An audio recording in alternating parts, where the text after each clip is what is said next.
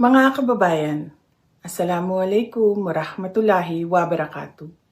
Dahil sa kamakailang paglala ng tensyon at labanan sa ilang bahagi ng gitnang silangan, hinihikayat ang lahat ng Filipino na kasalukuyang naninirahan o naglalakbay sa rehiyong ito na manigurado sa pag-iingat at pagsagawa ng mga kinakailangang hakbang upang mapangalagaan ang inyong kaligtasan. Iwasan ang mga lugar na may nagaganap na operasyong militar o malaking pagtitipon ng publiko.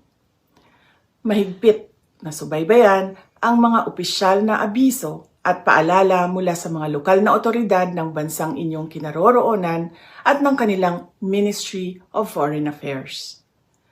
Maging mapagmatyag sa mga balita mula sa mapagkakatiwalaang organisasyon ng media.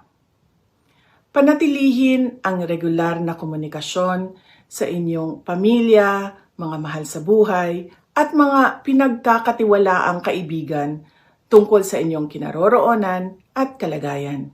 Paniguraduhin na hawak ninyo ang emergency numbers ng ating Departments of Foreign Affairs at lokal na otoridad ng inyong bansa. Siguraduhin valid at hawak ang inyong mga dokumento at pasaporte.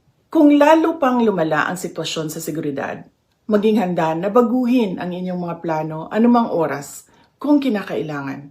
Gayon din, kung kinakailangan, ay lumapit sa ating mga embassy upang mabigyan ng tamang payo sa pinakaligtas na paraan sa pag-uwi ng Pilipinas. Sa panahong ito, nang walang katiyakan, ang inyong kaligtasan ang pinakamahalaga.